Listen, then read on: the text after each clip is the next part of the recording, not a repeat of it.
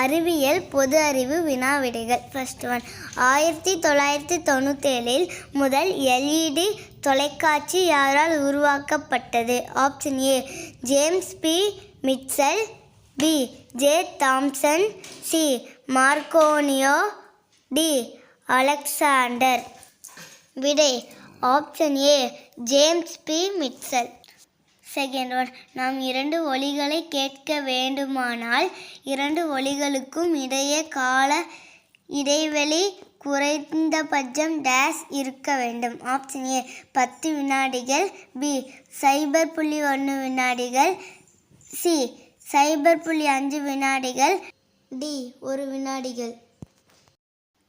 விடை option B 0.1 வினாடிகள்.